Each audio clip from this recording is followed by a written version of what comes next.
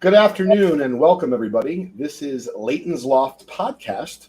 You can find us weekly on Wednesdays at 4:30 p.m. In the afternoon Eastern time, with my good buddy Lou and the rest of our Vintage Breaks and Just Collect community, all coming together on Leighton's Loft Facebook page once a week on Wednesdays at 4:30. Thanks for joining us. How are you today, Lou? I'm very good. That page right there, make sure you like us and make sure you bring some friends as well, right?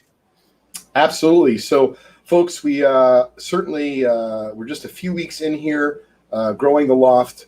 And as many of you know, the last few weeks have certainly been haven't really been focused on it, but we're back today, better than ever. Looking forward to having some fun with you all, talking about everything going on in the hobby. What's up, Brad? Good afternoon, Mike, Charles, and the rest of the gang here. As many of you that are OGs and veterans to the Vintage Breaks and Just Collect community know that we do give away some fun stuff during Leighton's Loft podcast. However, for some of the folks that are now going to listen to the show after it's over, I'm both happy that you found us, but a little bit sorry that you didn't get to participate in this week's prizes. And the only way to win, you can buy your way in. All you have to do is find us on Facebook. It's Leighton's Loft, and on Wednesday, show up here, 4:30 p.m. Eastern time, while we go live. And so unlike a lot of other podcasts, which can certainly be enjoyed after the fact, you can enjoy ours during and after the fact. As we talk about a lot in regards to life and baseball cards, being an entrepreneur and everything else in between. But of course, having fun while doing it, and that means getting to promote businesses that I own, things that I care about, like the ASPCA. And so we'll talk more about dogs and such a little bit later in the episode. Afternoon, Mario. What's up, Joe?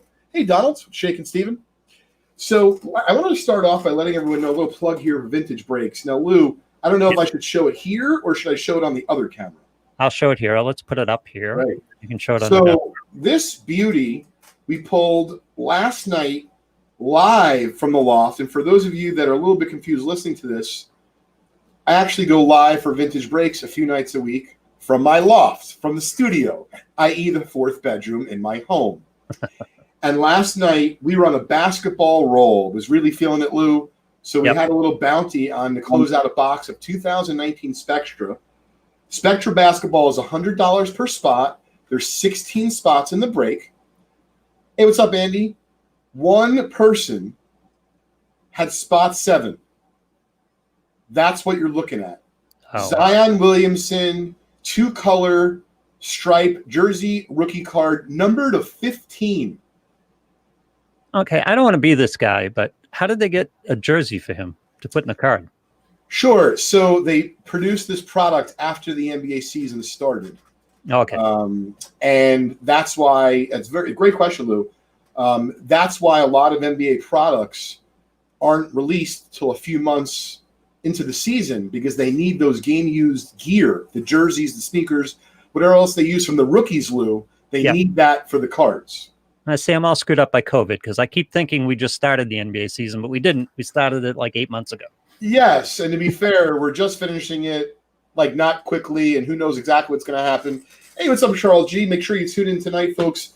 After this, we're going to be going live for those that are interested with Vintage Breaks on youtube.com/Vintage Breaks at 5:30 in the north, and then followed by the second edition ever of Vintage Breaks West, starting at 10 o'clock Eastern time tonight. So make sure you tune in for that. So for those of you that are going to be listening to this podcast afterwards, the deal is very easy. If you find us when we're live on Leighton's Loft podcast on our Facebook page, and you comment during the show, we have our good buddy and our compadre, Dougie Fresh, in the Vintage Breaks offices, keeping track of the list. So for those of you that are kind enough to share our show with your community on Facebook, we not only appreciate it, but we'll actually give you an extra spot into the giveaway, where we're going to give away 7 prizes today at the end of the show, solely based on participation. So if you watch the show, Lou, and you're doing some cooking, you're doing some shopping on eBay, and you never say anything, we love to have you, but you're not going to get an entry in the promo. Right. So without further ado, we have 7 prizes today, Lou. Excellent. We always have 7 in honor of Mickey. In honor of Mickey. So we're going to give away a 1986 Fleer basketball set break spot, which you can now find for sale at vintagebreaks.com. There's a Michael Jordan graded Beckett 8. There's a Charles Barkley and Karl Malone rookie graded 8.5. The entire description is available at vintagebreaks.com. And normally, Lou, it costs $80 per spot. Frankly, we don't really have that much trouble selling them. Yep. However, we know that by giving them away, we're certainly going to make someone's day. And we're also going to help promote the company a little bit. So that's going to be first place today is we're going to give someone a free chance to win a Michael Jordan 1986 Fleer Beckett graded 8. Afternoon, Rob. What's up, Andy, Matt, and Jim? Thanks for joining us here on Leighton's Loft podcast. Listen, if you're new to us and if you watch the Watch Party hashtag, another way you can get a second entry into the drawings today is to start a watch party. And by the way, go into one of your collectors groups or something to help us out. We're trying to build the brand here and trying to bring as many people to the Loft as we can so we can have fun with all of you. So if you start a watch party, just leave a comment with hashtag watch party like Matthew did and like Robert did, and you get a second entry into the drawings this week. Absolutely. So for the other 6 entries, hey, Dom, what's up, Mario?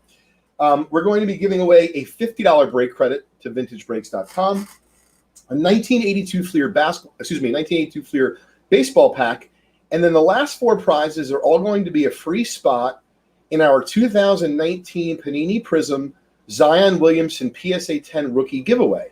And the only other way, Lou, to get in to that promo is if you spend $500 at checkout at vintagebreaks.com.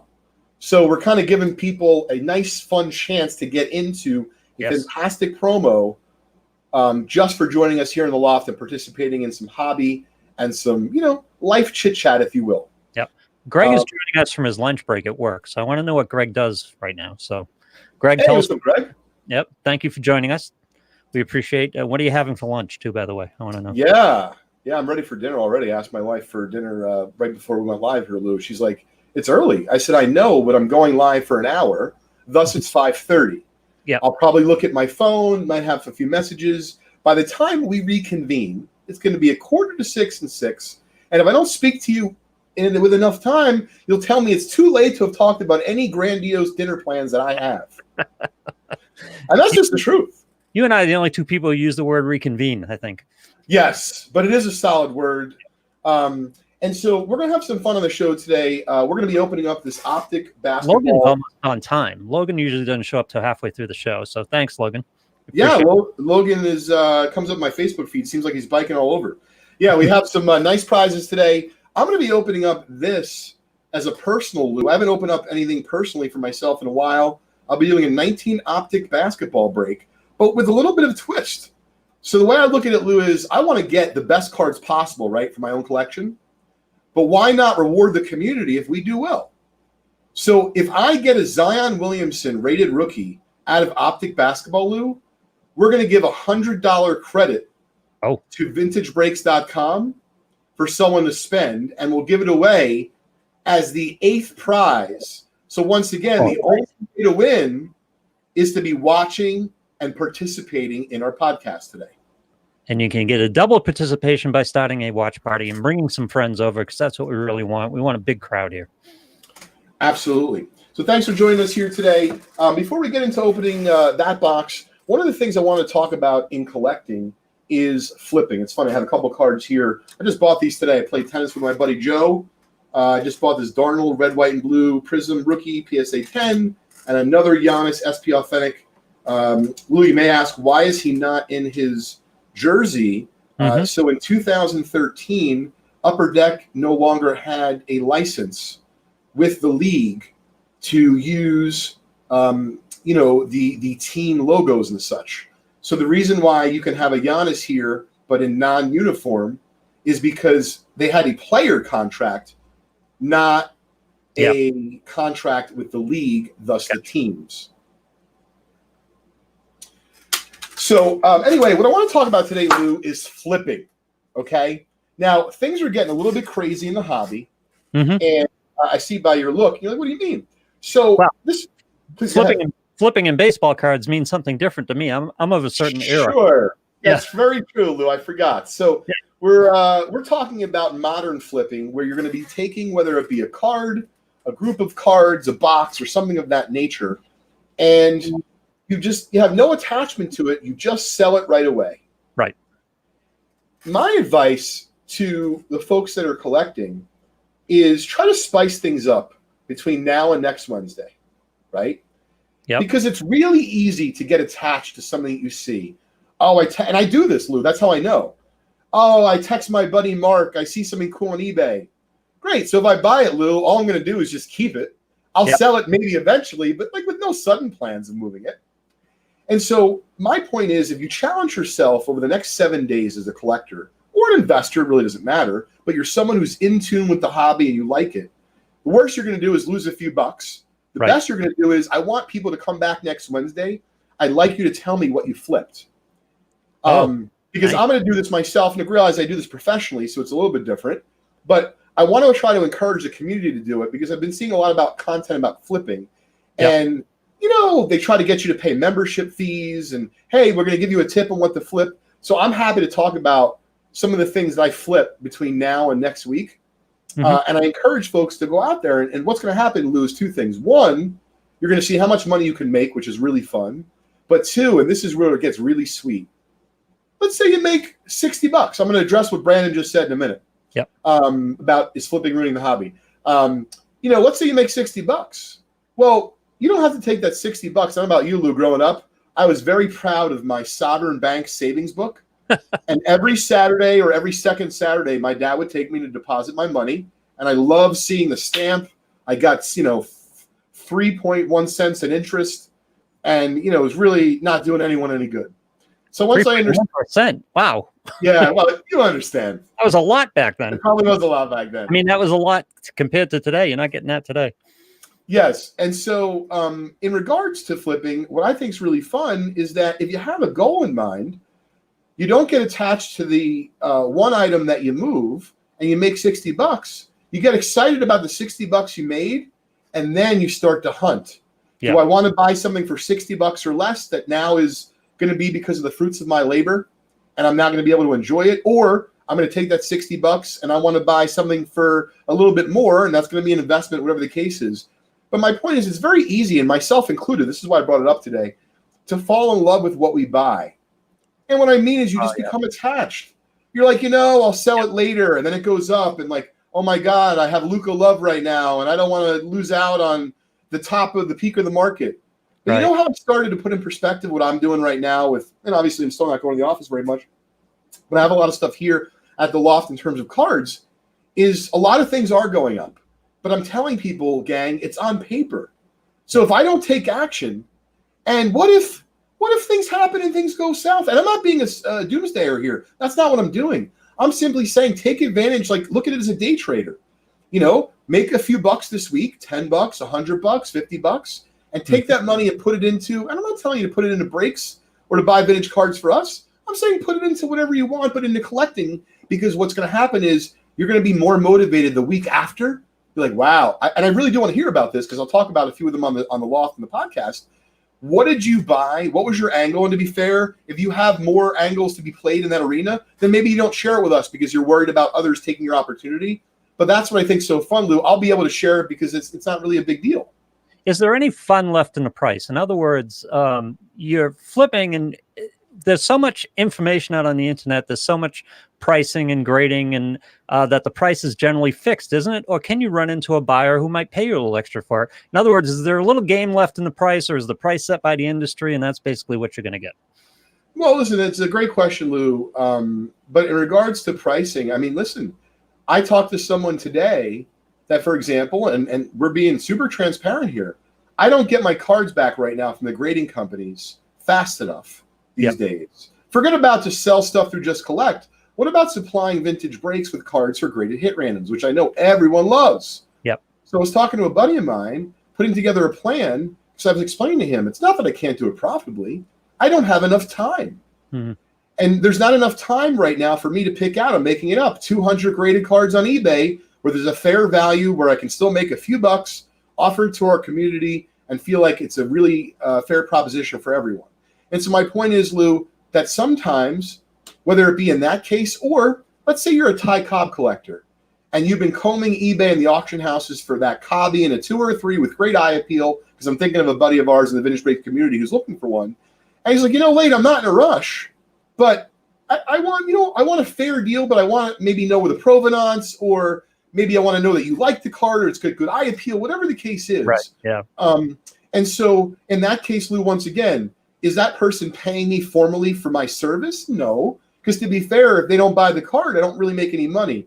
So is information becoming a little bit more perfect? Yes, but it's still imperfect enough where there's a bid and an ask, just like in the stock market, where there's enough of the spread no matter what you trade, frankly. And I saw James Scottsall talked about buying Tito 6s ungraded, maybe getting a few of them graded, and then keeping kind of the few cards for his collection. I think that's wonderful, and that's kind of my point. Challenge yourself this week, especially if you're stuck home still because of COVID, and a lot of us are. Buy something online, resell it in the same marketplace, in a different marketplace, resell it to me. You think I care? That's my point I'm trying to preach to you, is that time is money. So what I would do if I was you and you don't really know where to start, I'm being sincere here, drop me a line. Email me, leighton@justcollect.com. I'll tell you a few things I'm looking for. I won't necessarily tell you price, but if I explain to you I'm looking for them and you offer them to me, you know the research I'm going to do. So Lou, you could ask people in your town, go to your local card shop. There's a lot of things you could do, but I do want to address something that someone brought up, is flipping, killing the hobby. I think that's what someone had said. Yeah. My guess is they're probably talking a little bit more in regards to folks that are going to the Walmarts and the Targets of the world, and they're cleaning them out, of a said product or said products in cards, and then they quote unquote flip them. It's funny because people have asked me for it, and I think it's a great topic to cover now, Lou, meaning while we're live with our community, but then also for people to listen to afterwards, meaning the way of regular podcast, if you will, is consumed. And so my 2 cents on it, being someone who owns justcollect.com and Vintage Breaks, and someone who truly loves cards, is it's kind of like this, right? I don't walk around my life with a checkbook and a marker judging people. So that's the first place I would start. And I know you might say, well, Leighton, that's a bunch of BS. No, it's 100% truth. Because what I'm saying is, and I'm going to get into the card aspect of it and how I really feel, but this is my point.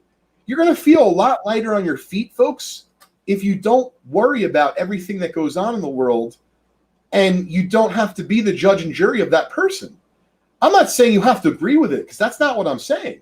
Right. And I'm also not telling you to look the other way if someone's being robbed. That's not what I'm saying either. No. But I'm merely saying is, no, it's not about minding your own business. It's about making sure that you wake up every day to the best of your ability and you smell the fucking roses. And I know I'm being very blunt there, but listen, man, my family's gone through a lot, both before Crosby was born, because Argy Boy had, a lot of issues before Crosby was born. Then, of course, we find out about Cros, and he's got a rare medical condition. And believe me, man, we've all been there. You're like, woe is me. They're fucking the hobby. They're taking all the money out of it. So don't buy that stuff. Find something else. My friend Monty, who is someone in the Vintage Breaks community, tells me he goes through a 51 Bowman box at a card store for 90 minutes. I would lose my mind. But yet I don't think less of Monty because he does that. It might be his therapeutic, like, hey, I'm just enjoying, doing my thing. And if my wife or my girlfriend or my significant other is busy and I can do that, and I get a good deal, or to be fair, who cares if he gets a good deal? He probably doesn't. Probably just wanted to pick up 151 Bowman that he enjoyed. Right. Who am I to judge and say he wasted his time? That's my point, folks. Don't worry about, did someone clean off a shelf, and then I am to address it, of a product that you're looking for. Maybe that product wasn't for you. Maybe you can't afford it. But there's plenty of other places that you can buy it for value and to flip. Yep. Try not to get caught up in the stuff that you don't have to get caught up in. You'll live longer. Absolutely. So Logan, shout out to him because I know he's brought up racing cards. Racing cards are getting hotter. They're not above soccer. Soccer's definitely getting hot. Did I see somewhere in Vintage Breaks the other day someone's doing a cornhole cards? There's a cornhole set out there.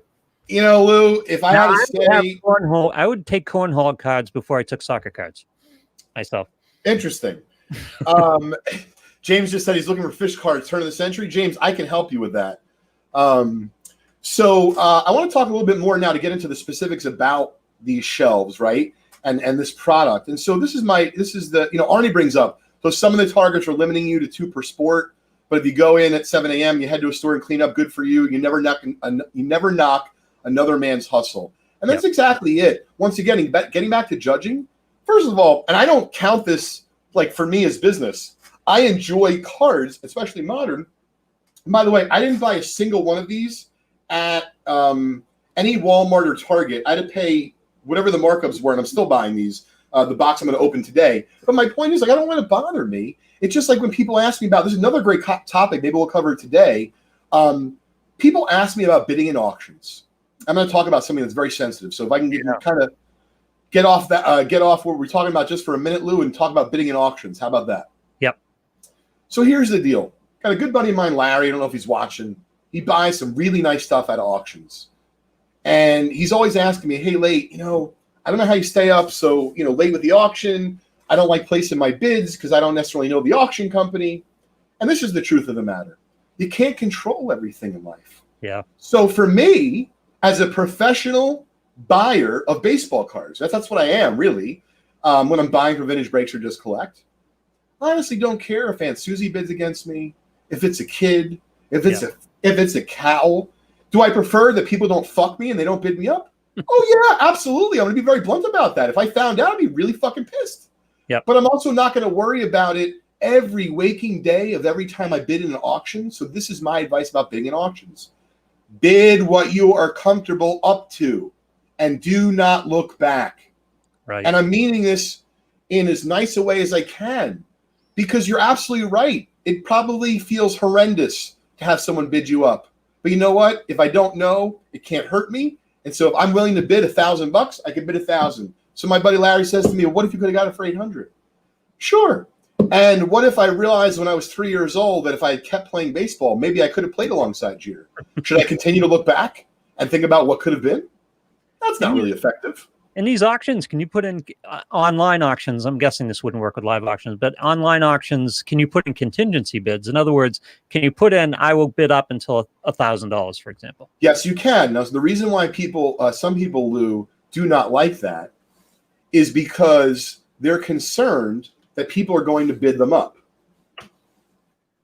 Well, yeah, someone could do that if they wanted to. Yeah. But here's the thing, and you're getting to it, and this is a great life lesson, because, so many people, and I'll take it to a life lesson again, but it applies in exactly what you're talking about. So many times people spend all their lives trying to manipulate the entire universe to fit them, and it's exhausting and it's self-defeating. You can't do it. You have to understand that there's stuff out of your control and just control your reaction to it. That's all. Yep. And so, by the way, Todd, it's funny because he says I'm using too much logic. Todd, what you just said is exactly what I'm suggesting. Bid up to the amount you are comfortable with. And my point is that, as Lou brought up, some auction houses actually have the ability to bid your max. And some people just flat out don't like to do that. I get it. I understand it. I'm just suggesting that people aren't going to change for you. So just figure out the best way for you to sleep at night and just do that. Right. So anyway, we're going to get back to talking about, buying the cards like from Target as I'm getting ready to open this personal 2019 Optic basketball box. Yeah, Joe, I get your point, but and the other thing is you don't know everything that's going on, and I'm not accusing anybody of anything, but just someone working the market up, knowing there's a bigger bid in there, you don't want to pay any more than you should from a fair auction standpoint, right? Yes, exactly. And I totally agree with that. You just can't make yourself nuts either, and you have to bid what you're comfortable with. Yeah, that would be my advice. All right, so we're going to do a little personal box break of 2019 Optic. If we do hit a Zion rated rookie, we're going to give away a $100 break credit. Nice. Now, 2019 basketball in general, Lou, is very, very hot. Draft class is fantastic. So we opened up the show looking at that Zion card that you pulled. Is there some volatility in the price of a Zion card, depending on what his performance would have been this year? In other words, if you go in at the beginning of the year, Zion's going to be one of the greatest of all time. I'm going to buy the cards up. I'm going to get as many as I can and go. And then he flops or he blows out an ACL or something. Is that going to be a big variance in price? Definitely. Yeah. I mean, the fact that Zion didn't make the playoffs, it didn't necessarily hurt, but it could have helped more if he was in the playoffs. It'd be more exciting. Yep. Paul George. So I saw Paul George in a game. By the way, this kid's tearing up the league. D-Book. So he's like 26. He's been in the league for years. But what's crazy is people come into the league and at 20 years old, and they sometimes take 5-6 years to develop. His rookie year was 15. It's now 2020. The guy's killing it. It's not his rookie, just mentioned about D-Book. So what was Brian saying? Personally, I'm someone who buys a boat from Target Walmart, but I do it because I can't really afford hobby boxes. That's another great point, Brian. Once again, no judgment, but a lot of people can't afford hobby boxes, and so the retail version of those products available at Target and Walmart causes real collectors sometimes to just buy it all out because they're interested in opening it. Shout out, by the way, to Darren Ravel of the Action Network and formerly of ESPN. He gave us a nice tweet today, and a few people have already tossed out the Vince Vaughn comments. They're like, I didn't know Vince Vaughn was a breaker because I was breaking last night, Lou, and he put the video clip of me pulling the Zion going nuts last night on Twitter, like a short video feed. Yep. So I've had people before say to me, hey, man, you look like Vince Vaughn or you look like his brother. So when you put a video out to 2 million Twitter followers like Darren did, and it's my mug on the video, nice. I just tell people I'm his brother, man. He's a little bit taller. He's a little more famous. Yeah. It's all good. I know Morant doesn't look like he's going to make the playoffs either, which is a bummer. We got an RJ, Nasir Little. Vince Vaughn's brother. I'd buy that. Yeah. Well, plus crash your wedding and tell somebody that. Yeah, if you had a few drinks and someone comes in, because this used to happen to me in Hoboken all the time. Someone comes up to you and they're like, she's like, hey, are you you look like someone famous. I'm like, I know, it's my big brother, and I don't say anything. They're like, who? And then depending on how much you've had to drink, Lou, and if you're with your good buddy Lee, who I know is not listening, and he'll kind of push you a little bit in that direction, you can have a lot of fun, Lou. Oh, I like that card. RJ Barrett, yes. So anyway, I went down to see, was it OKC Memphis? I don't quite recall who played. I saw Paul George in person. The guy is a savage human being. Like, I've seen NBA players in person that are, so how tall does it say, 6'7", 6'9"? Let's see if it says. This guy is like 6'7", 6'9". He plays like he's 7'11". I mean, but like Jack, like a football player. Oh, the NBA, they're savage athletes. I mean, they're just amazing athletes. I think The Office did, Jeff.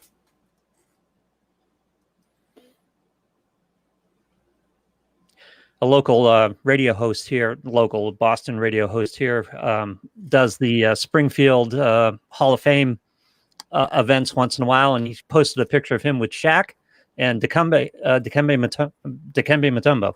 That's pretty cool. Yeah, and he's like 5'10" and 180 pounds, something like that. So next to those two human beings, he looked minuscule. Oh yeah, absolutely. Hey, what's up, Mark? Thanks for joining us. So, Mark, I'm really into this new show about Montana, even though I don't know if it was filmed in Montana. It's with Kevin Costner. Oh, Yellowstone. It is so good. It is so good. I know. How good it makes me want to be a cowboy. Oh, it's unbelievable. It's got this Sons of Anarchy feel to it, but obviously there's no bikes and it's not like that, but it's just like it's great. I call it Game of Thrones in Montana. It's basically what it is. Yeah, you're right. I like that, Lou. You should do a little post about that in the Loft. I got to it late. I only got to it like 3 weeks ago or so. Oh, Lou, I'm on the second season now. Yeah. I didn't. I was so excited to find out there's a third season and that the show's popular because I just started. I was looking for something new to do. Yep. No, it is so good and it's beautiful. Yeah, in fact, they just put a thing out for the season 4. They were looking for extras in Utah, but I guess something happened with Utah, and they're only going to be filming in Montana. So, Oh, so Jeff Franklin. So Mark said it wasn't Dean Field in Montana. Mark, it really makes me want to visit. And then Jeff Franklin, Jersey guy himself, best show he's ever seen. Watch it less than a week. Yeah, I find myself binging it. Like if it's late at night and I can't sleep after a show, I can watch 2-3 episodes. Yeah, but now I'm up to the point where I am caught up, and I had to wait till Sunday night for the most recent episode. That's hard. And then I'm doing it streaming. I don't have the premiere. What is it? Paramount Network. So I had to wait till Monday. I couldn't watch it Sunday night. I had to wait till Monday to watch it. That was painful. Yeah, it's a good show. It's cool that everyone's into it here. Didn't realize that. Oh, so, everyone's into it everywhere. It's a huge hit. Cam Reddish rookie. So, folks, don't forget, once again, if you are here, drop in to say hi. We're giving away 7 fantastic prizes today. Mark, if you have Xfinity, they have the Xfinity Flex. They're giving it away in the Peacock streaming. You can watch the first 2 seasons and watch the first episode and then get back to me. That's all. Yeah, Mark, it's great. Love Sons of Anarchy. Oh, I got a hollow here. Let's hope it's Zion.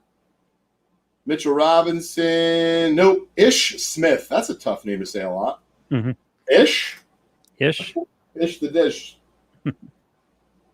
Ish the dish hollow.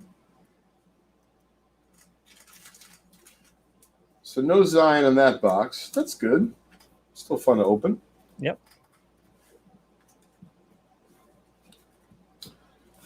All right. So getting back to wax and stuff. One of the oh dear. Hold on 1 second. What do you got going over there? There's a little situation.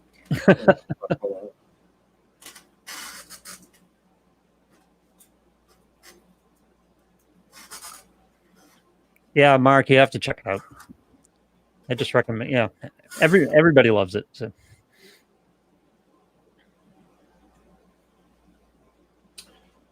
All right, Lou. So before we show off this Bronny, we're going to go ahead with our trivia for today. The first person who gets it right that we identify is going to win a 1969 Topps Rod Carew. Mm-hmm.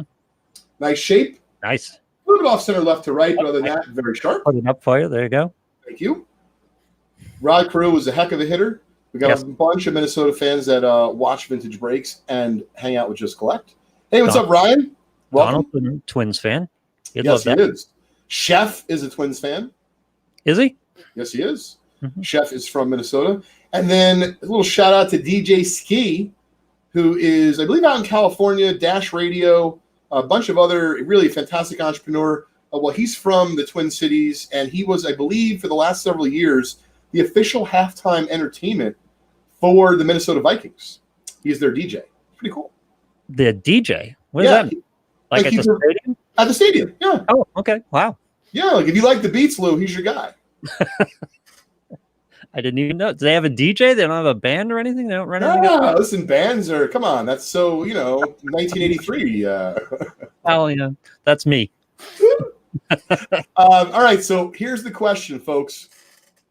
There are 3 people in Major League Baseball history who share this incredible streak. By hitting a home run in 8 games in a row, Ken Griffey Jr. and Don Mattingly came after this individual. Name the player that was the first to ever hit 8 home runs, 8 games in a row. If you name that, you will get this Rod Carew. Yeah, Dougie, keep an eye out for me, too. We were looking for the first player to hit a home run in 8 consecutive games. Yes, you said it much more eloquently than me, Lou. Well, you set it up. Great. So there we go, folks. We'll keep an eye out. There we go. Tyler McHenry looks like he's first. McHenry. Yep. Tyler McHenry, we will give you Mr. Rod Carew. Congratulations. Jeff was just guessing. That's pretty good, though. K-Line, Mantle, those are 2 good guesses. Oh, yeah, good guesses. Gary had it, but late. Sorry, Gary. Congratulations, Tyler. All right. So next thing I wanted to show is I've been collecting this set and really digging it. Topps made a basketball card set in 2005 while they still have the league license for just a couple of years. And they did a set in the design of 1952 Topps. But in the set, meaning 52 Topps baseball, Right. But in the set, Lou, is like Christy Brinkley, Jay-Z. I mean, it's really wild set. Really? So I've been into it. And this LeBron, believe it or not, is not the easiest 10. I think it's only 8-10. So I bought this for myself. I just think it's a cool looking card. I like the 1952 Topps baseball style. There's a Christy Brinkley card, is what you're telling me. Yes, I am, Lou. It sounds like you couldn't move past that. I kind of stuck a little bit. Sorry. All good. Well, I'll bring some of those cards for next week. It really is a fun set, very affordable. So I recommend it. I hope Mattingly gets in the Hall of Fame, but unless he wins multiple World Series with the Marlins, which I don't see how that's really going to happen. He's not quite there. I mean, I wish he was. I love him. Yeah. What was the name of that set? 2005 Topps 1952 style.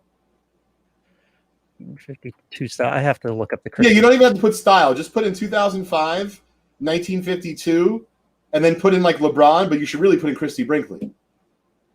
It sounds like that's what you're looking for. Yeah. So they could have done better with that. Yeah, it's interesting. See if I can find it here. Oh, I found one on Amazon too. Yeah, they're all over eBay. There we go. Oh, there you go. Yeah, so I mean, I just think some of the set's goofy, but I just think it's pretty wild. Some of the people, like I said, I think Jay-Z has a card, and then there's parallels, Lou. So there's like rare Jay-Z cards, rare Jay-Z cards, like numbered. Like if you Google that same thing, but take out Christy Brinkley and put in Jay-Z, you'll be able to see Jay-Z, I think. Now, they look like they surprised her in the hall. Maybe she was in an arena somewhere. Yeah, the thing is, Christy Brinkley hasn't posed for that many baseball cards. She's posed for a lot. Yeah. Not baseball cards. I like it. It's a nice little thing, though, just to mix some cards in there. Absolutely. And like I said, I'm always looking for things to enjoy that you don't have to break the bank on. So I figured I would share that with everyone. So the next thing I wanted to cover today in the Loft, because I was talking to a bunch of people that are now in the card podcast, and they were saying not enough people are talking about wax, and there really isn't that many experts, in it. So, for example, my friend Steve Hart from Baseball Card Exchange certainly is, known as the world-renowned expert in unopened. Yep. And his company wraps boxes for you if you want to do that, authenticates and all that kind of good stuff. And so, what I want to talk about today more is like the wax market and the proposition. And so, I don't recommend anything on here per se as an investment.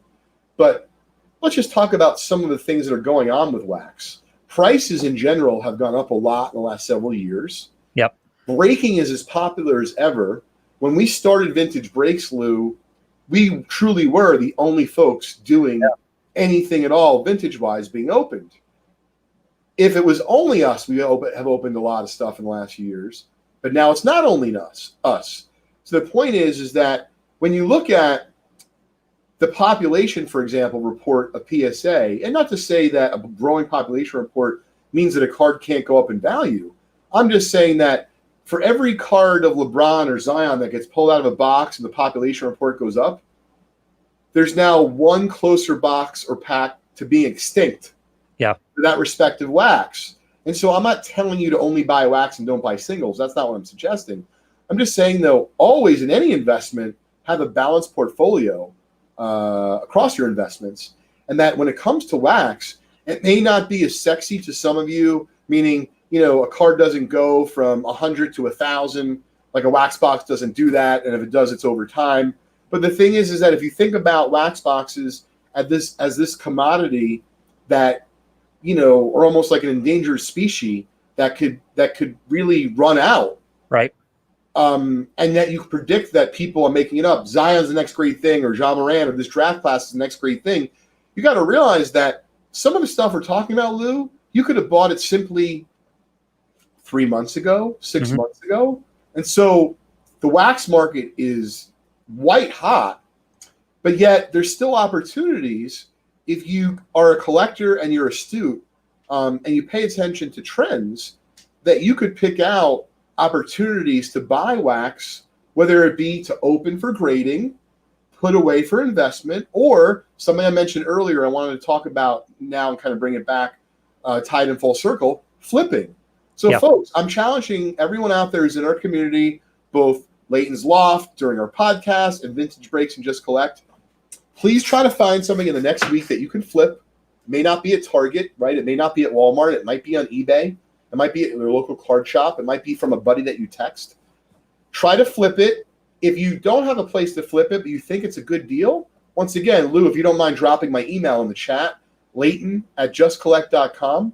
I'll be happy to help you try to realize your flipping profits by being the end user, the person that buys it from you, or for that matter, saying to you, hey, sell such and such item or that card to so-and-so. They pay really well, and I don't really need it right now. Right. So that's what I've been really fortunate, Lou. I've been able to build up a fantastic network over the last, I don't even know, I feel like an old man now, 20 years of buying and selling baseball cards and collecting, that even when it's out of my circle of things I know well, I know exactly who to ask. Right. That's really exactly. important. Yeah. That's almost as important as knowing yourself, knowing who to ask. Absolutely. So, Lou, I didn't ask during the show today, but how do we do with viewers, or how are we doing with viewers? We're at about 50 right now. That's wonderful. So considering we're only 5, 4, 6 weeks old, we missed a week. Yep. I was like hurling on the bathroom floor and trying to answer the phone. It was horrendous. Yeah, and we want everybody to help us out and start the watch parties. Bring a friend. Tell everybody we're here. We're building from scratch here. We don't have a big 25,000 like page to launch this show from. So we need you guys to help us out, spread the word, and bring us some friends. Yeah, no, I appreciate you doing that, folks. So we're going to talk about a few more card-related and wax things. So Ray said, but there's still a big-time problem with resealing and weighing. It's a real shame. So in regards to resealing, very candidly, best in the business, Steve Hart. I do consider myself an expert in wax, and I'm very comfortable in authenticating all the stuff that I purchase. But I am not arrogant. If I purchase something super expensive and I want Steve's opinion, who do you think I overnighted to? Hey, Steve, what do you think? Easy peasy. And then in regards to weighing, I'll be honest, it's a little bit outside my realm, meaning I've heard instances, Lou, where with modern stuff, I'm making it up. Let's say it's a 12-box case. The box that has the super duper, crazy hit weighs 5 ounces more than another box. And so part of what we try to do, for example, at Vintage Breaks, to combat that kind of thing, to make sure that we have the most breaks, for example, like something like this Zion that we pulled last night. So, of course, you can't guarantee anything, but we bought a case. So not to say we don't buy loose boxes, but we try to buy sealed cases where we can. And that if there was a case hit, you, of course, have a much better chance of getting that case hit in the community that you are engaging with, if you know it came from a case. Yeah, so that's interesting. So they're actually weighing them to see if there's a special card like that might have a jersey in there, for example. Yeah, absolutely. Or, who knows, a piece of a bat or whatever the case is. So I love when we go off on a tangent. So Jeff Spellman is being singled out for eating Dots candy, if anyone cares. Oh, no. Not only do I care, Jeff, but I am very fond of Swedish fish. And for those that know me a little bit better, grape Swedish fish, which really are like insanely rare. They're actually they're out of print effectively for the first generation. And now someone sent to our office, I think I actually got it twice as a gift, which was cool. We got what is the current version of grape Swedish fish, but they're not bad, but they're not the original. Kind of like White Castle. Lou, do you eat White Castle? No, we don't have White Castles up here. So I used to eat White Castle when I was a kid. Now, if I ate it, it would put a hole in my stomach and maybe my heart. Yeah. But I remember eating it on Route 9 in Sayreville. I would take road trips down with my buddy Liddy. When I say road trips, you're 17 years old. You can get in a car. You're a senior in high school. You got nothing to do. You got $7. Yep. Great. We'll stop at any card stores on the way. We'll get some food. And the White Castle back, when I was 17, 18, it tasted better than it does today. It tastes gross. I was curious if anyone out there feels like that. Well, your palate's different now, right? Sure. To be fair, yes. Yeah. I said this about the grease trucks at Rutgers. So my wife's always asking me, because now they're like, they don't really have many more, but there's like a few left over. And I've had, since my years at Rutgers, I've had like a Fat Cat or a Fat Cocoa. I mean, they have all sorts of great shit. And my wife's like, is it good? I'm like, are you kidding me? I was eating that stuff at 3:00 in the morning when I was drinking beers for multiple hours. Yeah, can you imagine? It tastes a lot different then than on a Friday afternoon at 4:00 if I just want a snack. Yeah. Oh, it's gross. Are you kidding me? Exactly. It's like vile. So I was thinking of you the other day. We have this restaurant around where I am called The Deck, and it's an outdoor restaurant. It's closed during the winter, and there's no indoor seating, and it's on the water. And they have a rum bucket that you can order, and it's a little bucket that comes with rum and some fruit in it and some umbrellas. But they also swim Swedish fish in the rum. Oh, yeah. They have Swedish fish flavored ices at Rita's. Oh, really? So Rita should sponsor this show. They have enough money to do that. Are they? So it's just Swedish fish flavored. There's no. Yeah, red. No, they don't have grape. If they had grape, I would have really commended them. So, by the way, this is hysterical. Arnie just said chicken rings at White Castle are money. This is my problem with it. How the fuck does chicken get in a fucking ring? I'm sorry, that's not how they make chicken. No. So Arnie, I'm sorry if I'm spoiling your first love, but can you please just take me through why it's okay to eat chicken rings from White Castle when that's not how they issue chicken? I'm not saying they issue it like a chicken nugget either, but like at least it's like a piece of chicken. I'm like possibly believing it fell off the chicken and they cut it off and they fried it. But a chicken ring? You're telling me they had a piece of chicken and they throw a dart through it to get the hole? No. We all know what's going on there. Yeah, exactly. Listen, yeah, I'm just trying to run with it. So it's funny. I think we got a second from what's up, Rick? We got someone who said that they thought that White Castle in the 90s was definitely. Thank you, Ryan Smack. Yep. $10 break credit. Dougie, if you could hook him up. I was waiting for someone to validate my point, and see, he didn't know he was going to get a break credit, so I was looking for just honest feedback. Yep. And White Castle was definitely much better in the 90s. Someone mentioned Carl's Jr., and we don't have these around here either. How is Carl's Jr.? I mean, I think I had it one time when I was in Cali, and that's one of the things that I think is fun to try, like a different fast food place when you're out of town. I regret when I went on my Wisconsin trip, it was there was a burger place out there. It escapes me now, but it's very popular, and I didn't try it. Yep.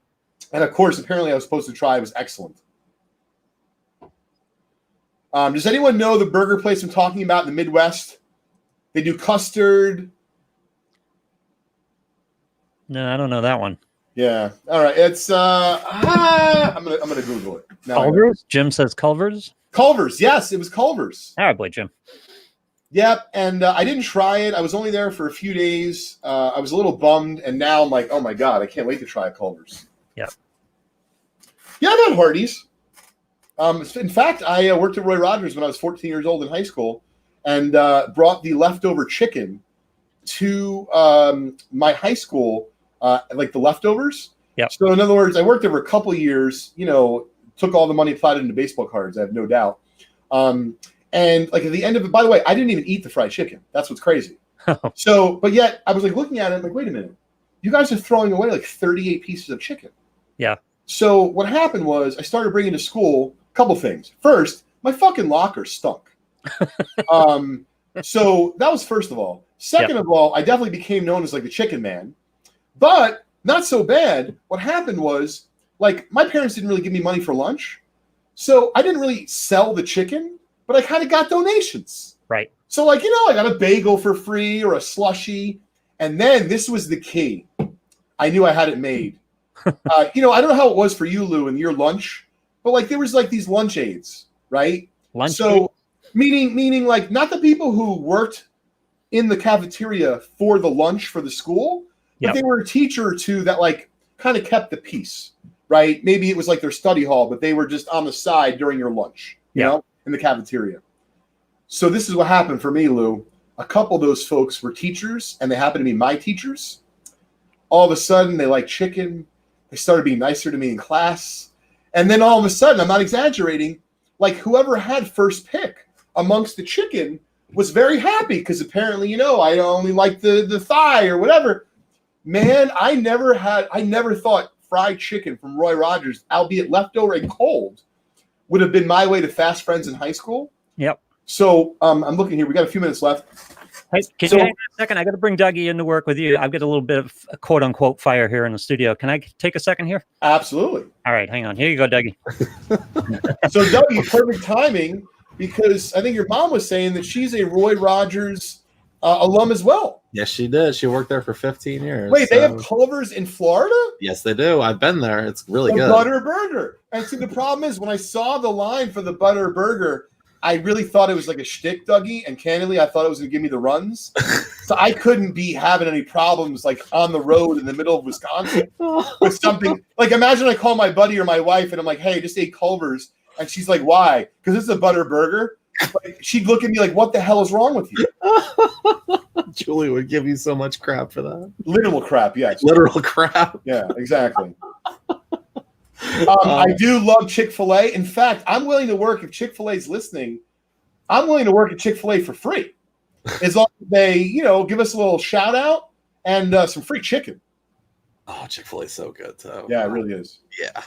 I had cheese curds long. I did a trip to Wisconsin, believe it or not. That was my second time. I was fortunate to work for Johnson & Johnson when I was in college. The world headquarters gang was downtown New Brunswick. And Rutgers was New Brunswick. And so, believe it or not, I convinced them that I was, corporate material. I was a financial analyst. I was good at it, but I basically had the whole little shtick going. And Dougie, they took me on a trip to Wisconsin to view the paper mills. Okay. And the reason was I worked for a department called Strategic Sourcing, where they bought in bulk for all the Johnson & Johnson operating companies various different stuff. So, for example, I was in print. So we did a lot of the buying of the print media and advertisement for a lot of the J&J operating companies. So that was the first place I ever had cheese curds. And really, Wisconsin, I ate like a king. It was fantastic. Nice. I'm sorry, guys. I apologize. That's All okay. good. I didn't know if you had your own White Castle situation, Lou. You know what I mean? No. Thanks for filling in. Appreciate it. No, I wish I did. It would have been better. But anyway, I know we have just a few minutes left, and I want to remind everyone, please, over the next week, Lou, if you don't mind dropping in my email again, leighton@justcollect.com. Yep. Would love if you guys fill me in on your flipping experience. If you'd like to make me part of that experience, I'd be happy to. You want just some advice? Hey, Leighton, should I buy this? Do you think that I should sell it here? I'm happy to help. And if I don't get back to you for a day or so, it's only because I got a lot going on, but I do love doing this, and I'd be happy to correspond with you. Is there a model for a good flipping deal? In other words, when you're looking at a card and saying, I think there's a little profit margin in here. I wouldn't say so much a model, but I think that it is important to keep in mind who's going to buy it or what platform. Yep. And what I mean is that, these days, I'm making it up. I know folks that, are happy to leave a little money on the table and let you sell it on eBay because they don't want to deal with eBay, PayPal. What if the guy returns it? Right. Whatever the scoop is. Oh, by the way, guys, last warning here to get in for the freebies that we're giving away on today's Leighton's Loft podcast show. Only way to do that is to engage us in the chat on Leighton's Loft Facebook page during our show. Guys having fun at my expense here. Yes, I see what's going on. I'm just trying to. We have multi-studios here and multi-radio stations. I'm trying to keep everybody on the air. It's all good, Lou. We appreciate it very much. I did hear. I want to issue a formal warning. 60 and open, sure, Ray. It seemed as though I don't know who was talking about it, but there's a big warning sign: stay away from the frozen White Castles. Oh, yeah. So I've never had those, nor would I dream of doing that. Jeff, great thing to keep in mind. Lou, let's give Jeff a shout out here.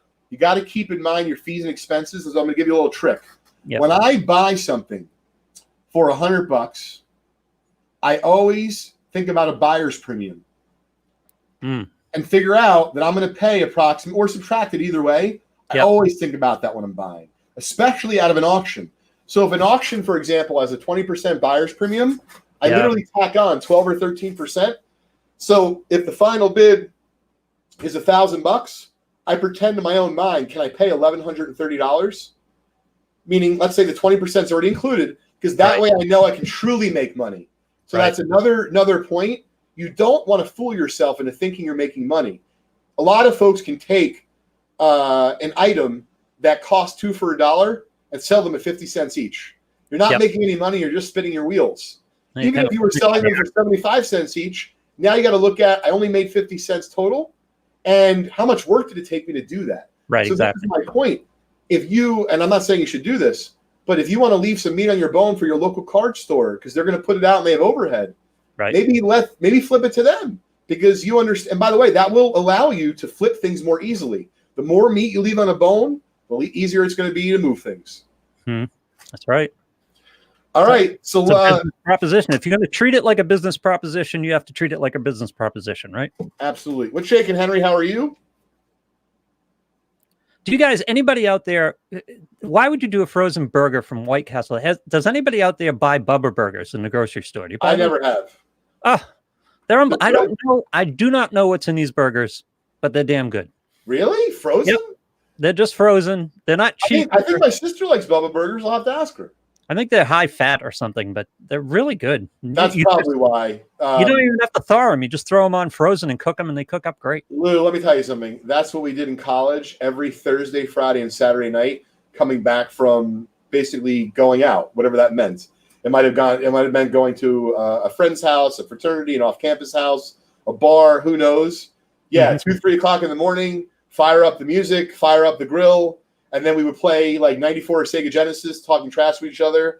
Occasionally, a few people would fall asleep in the hangout room. The next morning, they'd have something written on their face. I mean, it was good stuff, man. I miss those days. Ever have a burger with mayonnaise? Mayo and ketchup, not mayo. Mayo and ketchup. Yeah. How's your boy? It's fantastic. It's like Russian. That's not right. Oh, it's good stuff, Lou. You can buy that now. They're actually marketing mayo and ketchup together. Listen, they're marketing mustard beer through Vervel, I saw. All right, let's get Dougie on to give away the prizes today. Randomize the list 5 times, Dougie. Yeah, see, that's it. Jeff says Bubba burgers are great, but they always make a fire on the grill, and that's because of the fat, I would imagine. Yeah, right? yeah. Oh, we're up to 63 viewers. Thank you all very much. That's Doug, great. in? You want to bring Doug in? Yeah, let's give away the prizes for today. All right.